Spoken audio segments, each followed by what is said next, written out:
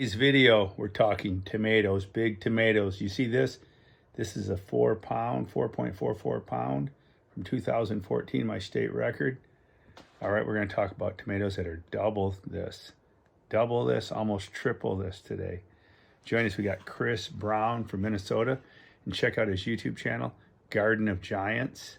He's got also a Facebook page, Garden of Giants Facebook page.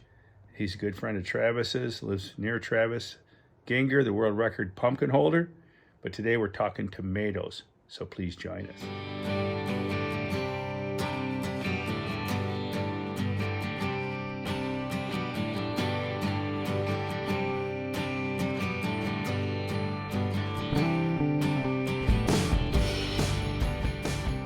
All right, who do we have here? All right. World record holder. Coming at world record holder and Chris Brown. What up, man? What up? How's it going? What up? Welcome to Michigan. All right. Today. How you doing? Morning. Let's wake up. Yeah. It might be dreary outside, but it is all smiles and sunshine in here because we're going to talk about the thing we all love the most, and that's growing giants, right? Amen. All right. Amen, brother. For those of you that do not know me, my name's Chris Brown. A lot of you know me maybe through social media. I kind of run the Garden of Giants. But I have been growing giant veggies now since 2017. So coming up on year number 7 for me. And I absolutely love it. I dove headfirst into it. And I mean, it is the funnest hobby, the funnest passion. I was a gardener before. I just would grow stuff. And then now I grow big stuff, and that's about all I grow. And so today I was going to talk about kind of all the different giants, since Travis, who I know you're all here for, is going to cover everything you need to know about growing the largest pumpkins in history. But so I was going to kind of go through like the GPC8, which we all know, or most of us know. But I landed on tomato. I've had some success growing tomatoes, and I noticed that Michigan is a little bit lacking. You guys know what your state record is right now? 6.5. Close. Chris Kanensky. Yep. But he's at 6.23. So you guys are just barely over 6 pounds. And we need to bump you up. We need to bump you up a little higher. Ohio's a little better. Nick Harp, I think, is at 7.12. And Jerry Rose, where you at? Right here, 6.5 pounds in Ohio. Steve, over in Indiana, he's probably top dog here at 8.36 pounds. Where are you, Steve? There you are. 8.36, is that right? Just a couple years ago. And then I think Cindy from the West Coast, 7.19 right over here. So we have a few in the group that have grown some really nice ones. So I'm going to go through a very, very quick presentation today on just some tips, tricks, and secrets on how to how to grow, how to maybe up if you're doing a 2 pound, a 4 pound, a 6 pound, just how to up it just a little bit. And if you have never tried it before, the nice part about giant tomatoes, you can grow them in a very small area, like a 3 by 3 foot area. That's all you have to do, all you have to give to that tomato. You don't have to do a 1,200 square foot patch. There are some techniques that if you execute correctly will help you succeed, even with a very small footprint of a giant. But first, let's go through. I've grown some big stuff, longboards. I don't know how to make this work, but tall sunflowers. John Butler's in the house. Where's John?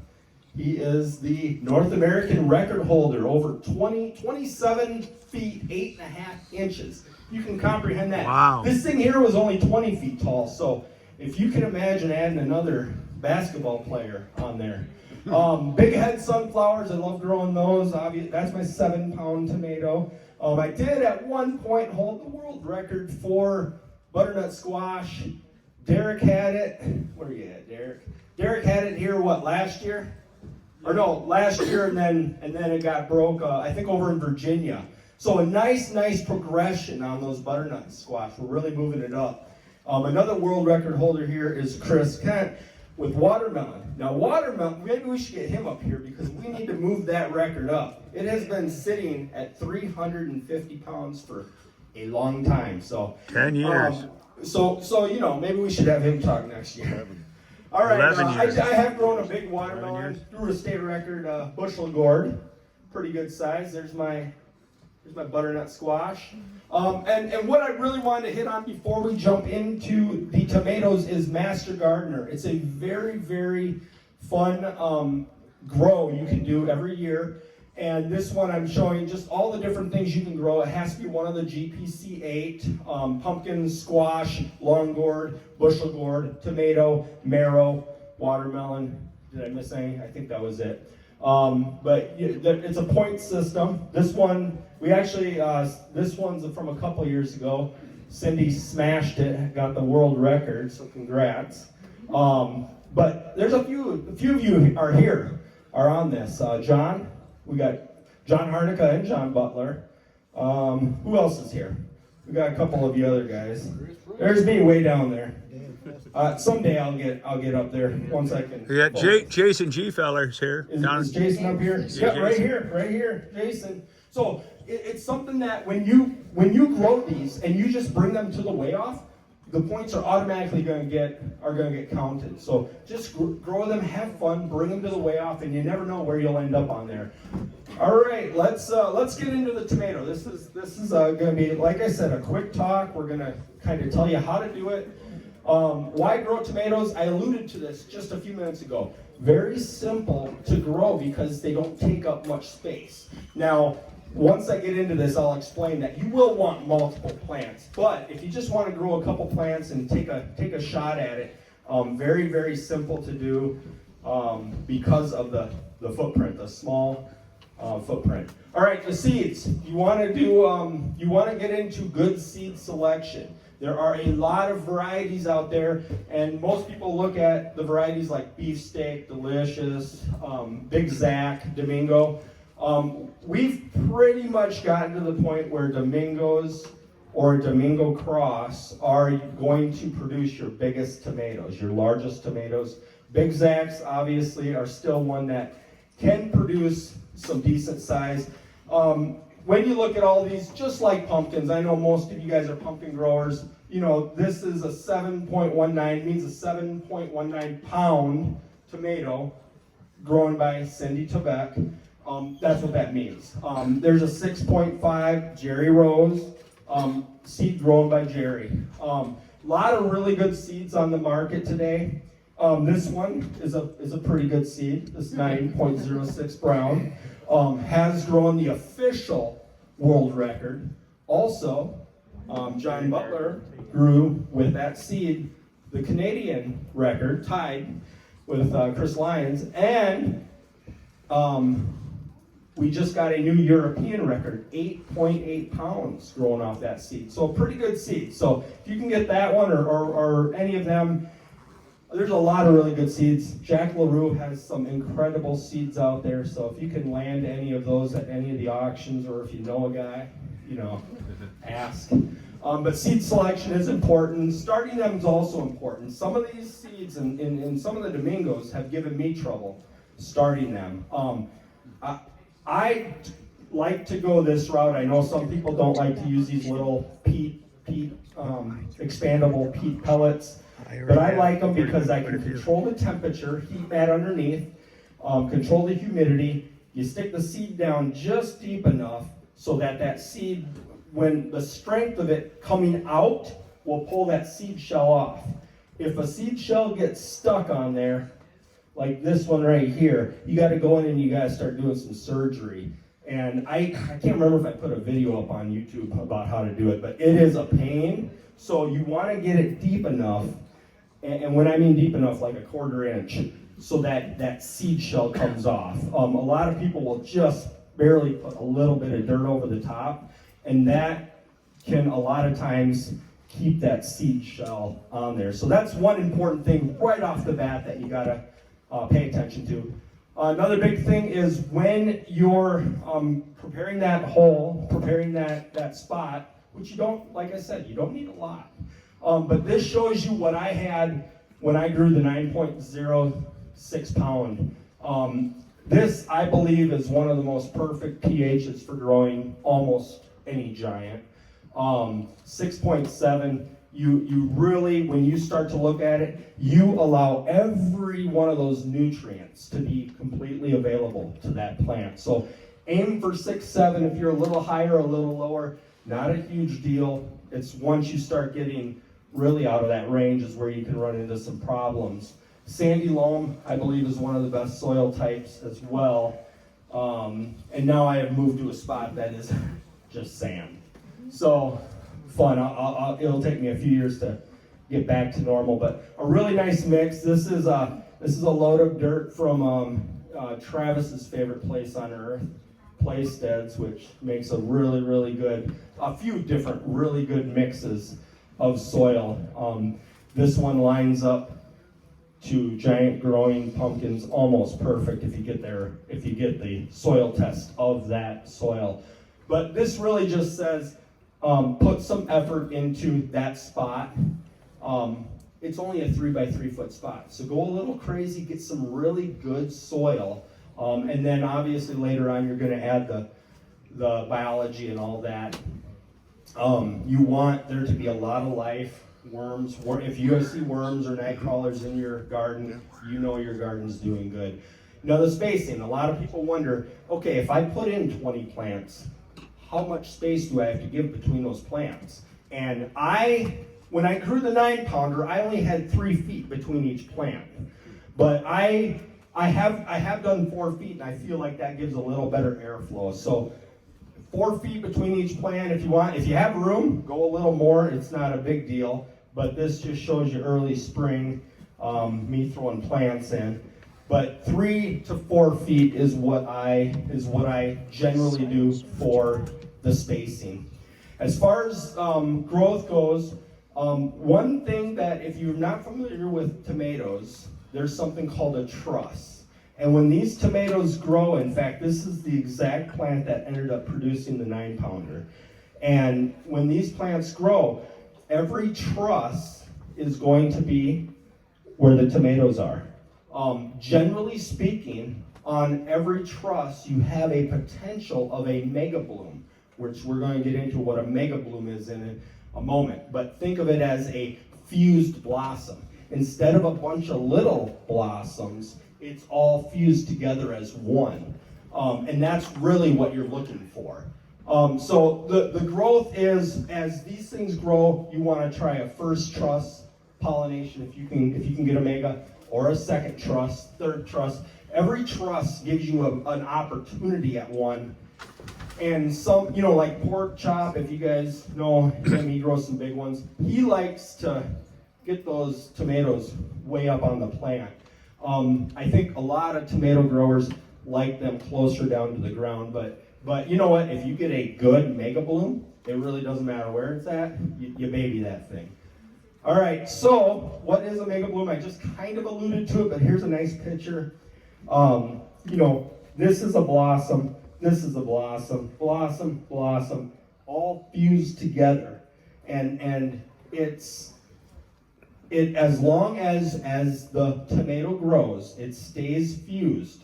It's considered one tomato for records, for the record books. So the goal is once you find a nice mega like this, you want to pollinate it. And you really want this, I'll go over this in a little bit, but a nice thick stem. If you get a mega that is a thin stem, just cut it off because it's going to disappoint you later. All right, and this shows you the mega stems. So, this is pollinated here. Mega stem, nice big stem.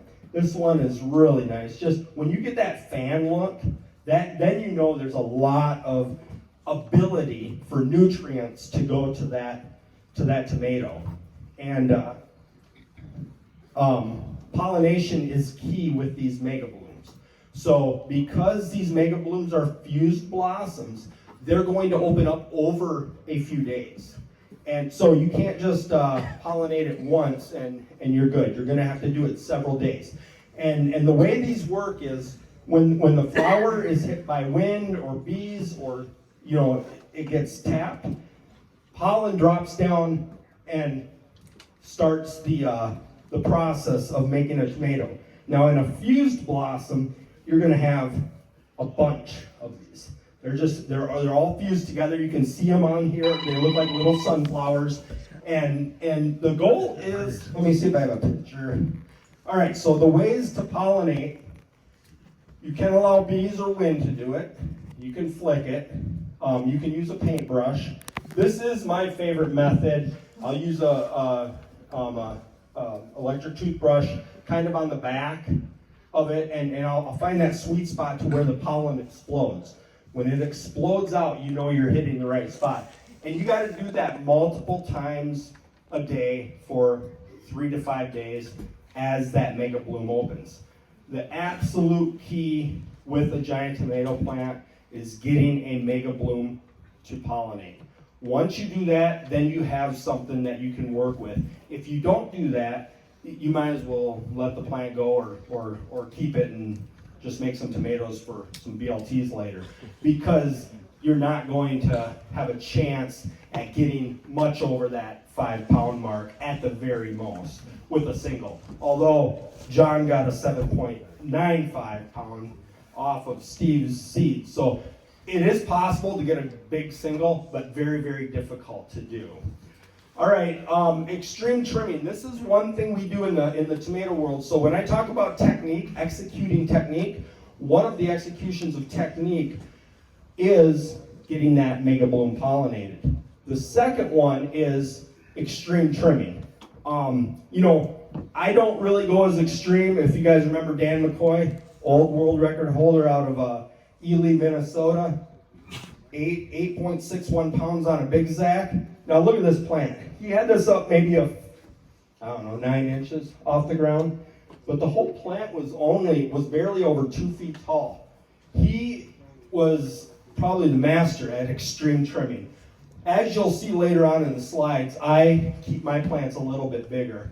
But the basics of the trimming, remember, truss, flowers, you get your mega bloom. Once you get your mega bloom pollinated, you start taking off all the suckers.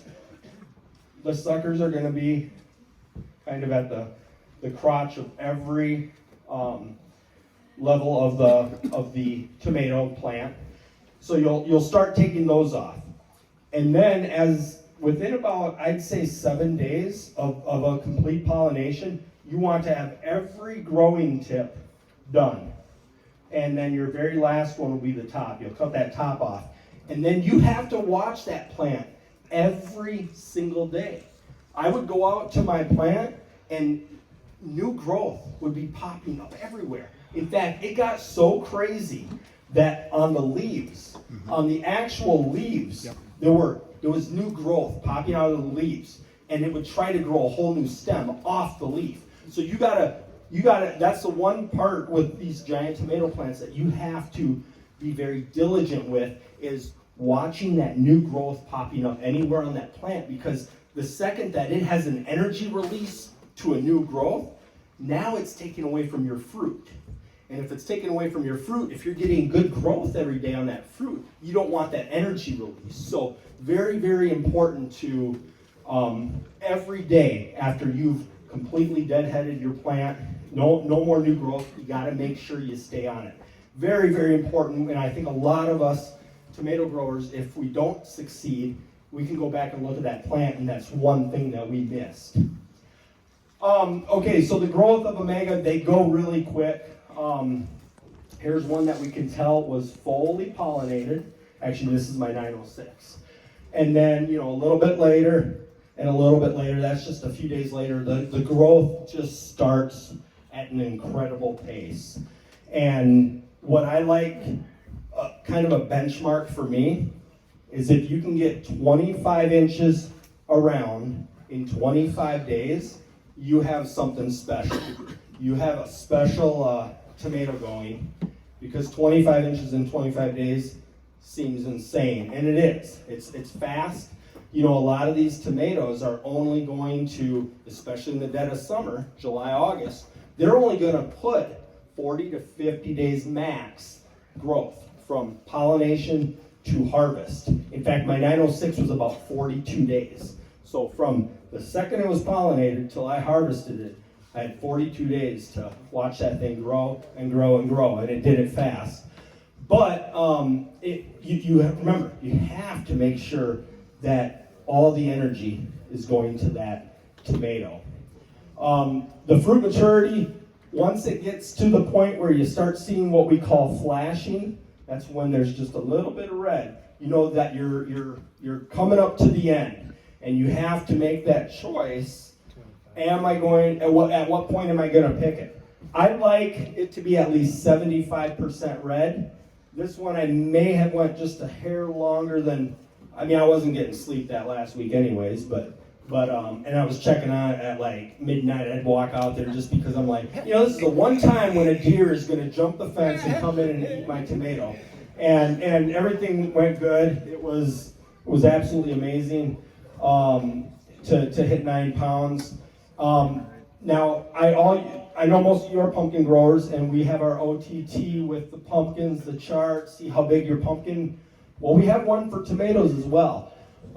It's a little more estimated, not as accurate, but when you look at these inches here, what we're doing is we're going around the widest point of the tomato, just the circumference. And then so if mine was 30 inches, ended up being 27, once I got it off the plant, 27.75. Very close, very close. Mine would probably be considered slightly heavy, but this gives you an idea so that when you're growing your tomato and you're looking at this thing and you're like, well, this is the biggest thing ever, and it's only like 20 inches around, and you're like, oh, well, maybe I gotta go a little further. But it gives you an idea of where am I at as this thing's growing, and do I need to pay a lot more attention? Really, you can see where you're at. It's just like with our pumpkins. If one starts to do better, we start to focus on that one a little more. All right, plant size. This is we looked at Dan McCoy's earlier. This is my 906. I cut it off about 46 inches tall, so slightly below the 4-foot mark. And then I don't have the picture on here, but it was 36 inches wide from side to side and 38 inches the other way. And so my whole goal with this, and I know there's people that set them up different. I use just a regular, big, strong, heavy-duty tomato cage. There's some people that do the rebar, and they tie everything off to that. Jack LaRue does cattle fence or cattle panel. I think that's kind of a cool way to do it. If you have a little more room to spread them out. But really what I do is I try to make a really big bush so that you're getting maximum sun on that plant. And I think maximum sun is absolutely key to growing these things big, because once you've eliminated all the growth and you have these leaves just pulling that energy in from the sun, it has nothing to do but to make a big fruit. All right, we're going to come down to the end here. So weighing your giant tomato with the GPC, if you want it to be legal, before a weigh-off, you have to put it in as early tomatoes. So you have that ability to do by going to a deli, a co-op. There's several places you can go. Has to be a legal scale for trade, and then you get lots of pictures, videos. If the tomato's big enough, I don't know what is is it 30 inches now, or 28 that you have to do the zoom? I think we upped it to 30. 30, okay. So because they're getting big. So if you happen to get one that has that measurement of 30 inches or greater, you would have to do a live zoom with the GPC, with a few of the GPC representatives. But other than that, just take some really good pictures, maybe a video of it on the scale, so that we can see that it is a legal fruit. And some of the things that would make it not legal would be a soft spot that's leaking, any damage to it, if it has the dreaded blossom end rot, if that hasn't been dried up and scabbed over, which in most cases it wouldn't be, that would disqualify the fruit. So there's a few things that disqualify the fruit. And the soft thing where it starts leaking is a huge thing. And that's why most of us pick it when it's, 75% red. We don't want it all red because it just gets so soft. But once you weigh it, you turn it in, you're in the books for the season. You can win some prizes if you bring it to the different weigh-offs. So maybe circling back to the very beginning, I like to start my tomatoes in a couple different rounds. I'll do a mid-March, I'll do a mid-April, and then sometimes I'll do first week in May.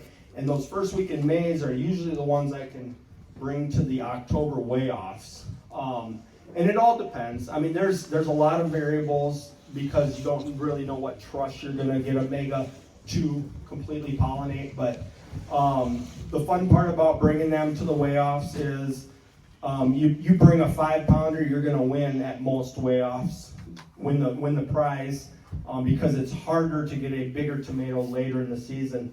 This was absolutely amazing, an 11.65 pound, the official world record as of right now, brought to Stillwater Harvest Fest in mid-October.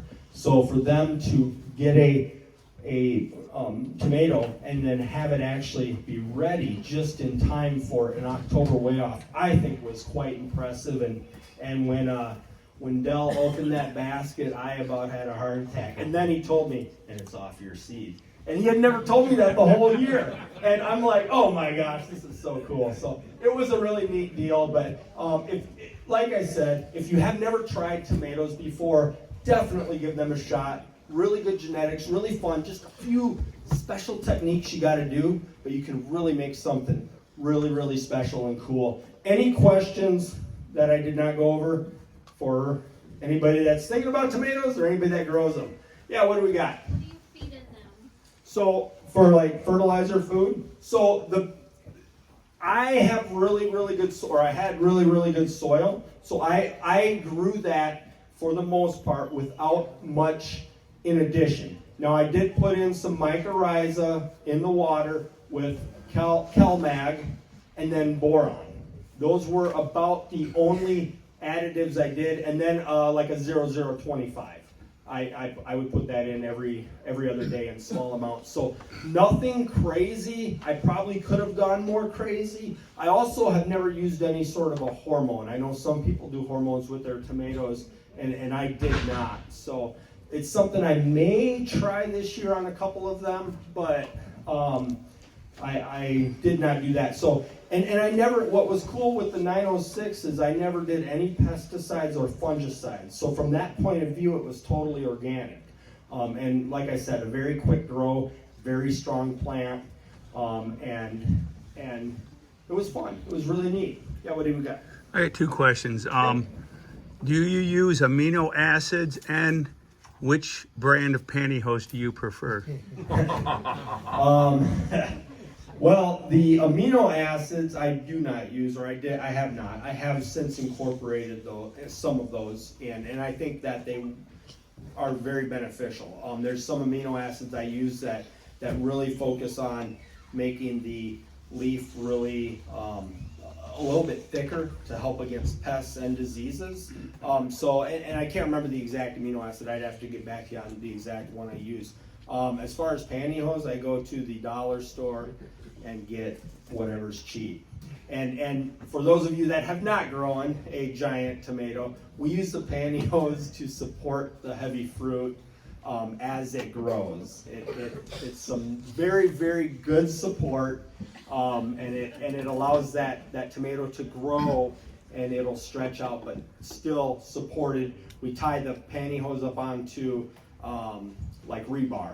So we have rebar, usually like 3 of them, and there's a lot of support there. You do need the support. It is impossible or near impossible to grow a 6, 7, 8 pound tomato and have it just hold on the plant itself. Chris? What about foliar? Do you do any foliars on them? I do not, and the reason why I don't is I'm so paranoid with, so tomatoes don't like, they don't do well with wet leaves. Wet leaves end up leading to a lot of the tomato diseases. I'm not sure exactly which diseases, but the spotted, you know, your leaves get all spotted. The blight? Blight, yeah, early blight, late blight, stuff like that. So the only water they ever got on their leaves was when it was raining or like a fog or dew. That was it. I never did a foliar. Everything was always introduced through the roots.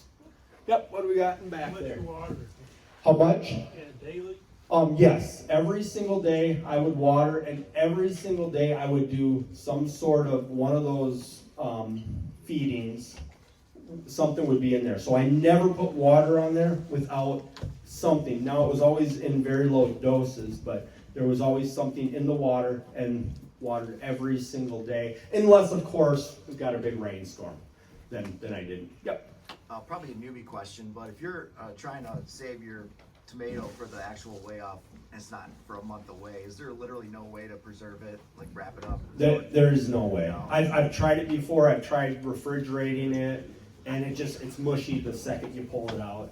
I've saved mine up to 3 weeks in the refrigerator. Have you? Yeah. And I think if you wrap it up really good. Newspaper. In like a newspaper, or the best one I got was I wrapped it up in towels and then put like a paper bag over it. I got it to the weigh off. It was fine, but man, by the end of the day, it was starting to get squishy. So I would say that if you have something special, just do it through early tomatoes. Don't try to push it or hold it to a weigh off. If you get to that weird spot where they cut off the early tomatoes and you got to bring it to a competition, but your competition isn't for 3 weeks. I mean, I guess you could go weigh it, you'll get an official weight, but it won't be official for the GPC, and then just try to hold it and see what happens. But it is very, very tough. Yep, what do we got, Jim? Newbie question here. Yep. Do you use milk or do you throw it on a pallet? No milk. The only milk I do is strawberry milk before I go out and water. In me. And then pallet, oh boy, you could almost get a pallet for some of these. I tell you, when you cut 6, 7, 8, 9 pounder off, you are sweating bullets, because you got to do. You really need at least 2, maybe 3 people, maybe 4 or 5 for moral support. And when that's finally cut and you feel that weight kind of drop and you have full control of it, you feel a lot better. But man, cutting them off. When I was early on, first year or two, there were times I was cutting them off and I accidentally slipped and poked my tomato, and that instantly disqualifies it. So I tell you, when you have something special on there, it is the scariest thing, cutting that thing off. Nick? When you're targeting an October weigh off, when do you want to start your seeds for? I generally have found that if you start them around May 1st, you can get that first or second truss, maybe third, and then have it go. So what's neat, remember how I said 40 days, 45 days during midsummer? If you can get that mega bloom to start a little bit later, like maybe August, late August, even early September. Oh well, early September might be too late. About middle August, it'll start that incredible growth. And then because the cooler temperatures, at least in Minnesota, but Michigan, we're the same area. You're going to get that cooler temperature in late August and through September. And what that does is it actually allows that tomato to slow down in the maturity. So you can then push it from 40 to 45 days to maybe 55 days, maybe even a hair longer in a fall situation. So even though you're starting in late April, early May, that plant, you're getting a nice strong plant, and then you get if you get a first truss, that may be too early. But if you get a second or third truss mega bloom to pollinate, now you have, and you're in about mid-August, you have a nice start, a nice robust growth, and then the cooler temperatures help you kind of really bring that home. And it works sometimes with pumpkins too. At the end there, you get into that really nice steady growth, and if it's cooler, it can just keep on growing. You can get that 5 or 10 pounds a day. right up to the day you cut it. Kind of the same concept. Yeah, what do we got, Teresa? How much are you watering every day? Water. Generally, so per plant, I'm doing about 2 to 4 gallons of water, depending on almost the field test. If I'm putting, if I'm putting my finger down in the soil and 2 inches, 3 inches below, I'm not feeling much, I'll go a little heavier, but at least 2 gallons every day per plant. And like I said, at the end there, I was going a little crazy because I thought, well, if I kill this thing, leave everything on the table type of thing. So there were days where I was dumping 4, maybe even 5 gallons on at the end, just to get every last 3 little inch bit. coat test. What was that? 3 inch coat test. Yeah, about 3 inches down is what I would feel. All right, I think I seen one more hand. Yeah, Jerry. I know I do it. I don't know if you do. Do you bury yours as in, I let mine start them and then get them tall and lanky? I get them like a foot tall or so. Yeah, and then, so and bury them. Let's go back to the very. Okay, this right here, the 5.32 hollow jovialite, the one that ended up growing the 906. This is very, very, I wish I had taken a picture before I planted it, because this is the top, and there's probably about a foot of growth. So because I started it in March, and you can't get it out until May, what's that thing gonna do? It's gonna grow and turn into this really ugly, most of the leaves are even dying down here, and the top looks beautiful. But now what I do is, instead of going straight down, because I'm a big believer in if the soil's too cold, the plant's doing nothing. So what I'll do is I'll have it go down, and I had it go down, and then I had it go sideways. And sideways about 6 inches or so under the soil. That way, and at the end of the year, I wish I had taken a picture of that too. At the end of the year, when I pulled that plant up, the roots were insane coming off that. So honestly, the longer they can get as leggy and laggy as don't even worry about it. They don't have to look good, and you can put that in there, and you're basically cheating the system. Now, what I tried, so when you grow a tomato, you always get that first sucker off the side. I tried this last year, and I had a very good one going, but then I got a bad hailstorm. But I pulled that sucker, and I slowly moved it down, and then I buried that sucker to get even more roots. So I had the first set of roots, and then I used that sucker to then get another set of roots, and then I topped it. So I let it grow up about a foot, and then I topped it. So gain a little bit of sun energy, but then another 1.5 feet of roots. So that was something I tried. I don't know. I mean, my mind thinks the more roots I can get down there, pulling nutrients up, the better. So something that maybe a thing some of us tomato growers could try. All right, was there? Yep. Do you have a YouTube channel we can all learn something from? Yeah, so if you want a little more, I've done a few really good visuals on Garden of Giants YouTube channel. And the visuals are, I really go into like what a mega bloom looks like. I really go into trimming, that sort of thing. So if you want some good visuals on how to grow these giant tomatoes, YouTube is Garden of Giants, and you'll see Chris Brown there somewhere. I can't remember. It's like a pumpkin and some sunflowers, I think, on the heading of it. All right. Any other questions? And then we're gonna. Oh, we got another one back. What do you got? Is it a good idea to put black plastic down to heat up the soil before you plant? You know, I am not. I don't care for black plastic because plastic, first off, because it keeps in too much moisture. I mean, just before you plant. Oh, before. Oh, just to warm the soil up.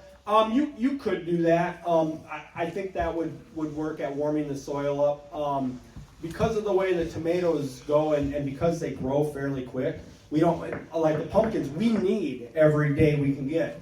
The tomatoes can grow so fast that I usually just let the soil warm up in May. Sometime in May I'll put it out when usually I'm at 60 or higher for soil temperature. And then that's usually good enough because even if the plant slows down a little, once it starts, these plants will grow fast and they're very vigorous. So I've never had to really warm the soil. Won't black plastic though kill your microbes and beneficials if it's on too long? Yeah, what I don't like about plastic is that it holds in, it's not breathable. So if you wanted to do, but you know, if you're just using it to warm, I don't know. You're solarizing your soil. Yeah, it could get too warm. And I don't know, I mean, I don't know like how warm down it would get. If you're ruining the first inch of soil, it's probably, you know, things will recolonize. But if it's going down far, you could kill a lot of stuff if it gets too hot. So, all right, any other questions? Don't want to leave anybody out. Steve, what do you got? Do you do any aerated compost tea on your plants? I don't. I've never done compost tea. I may try some this year because obviously at the end of the day, if we're feeding the soil is going to give back. And you know, I haven't grown long enough to get into all of We got cut a little short there on the video. Hey, if you want to know more, go to Garden of Giants YouTube channel, subscribe, check out Chris's videos, and join him on his Facebook page. All right? Awesome guy. And thank you, Travis, too. Travis is an awesome guy. And we'll have some more video footage coming to him. It's going to be a great summer 2024.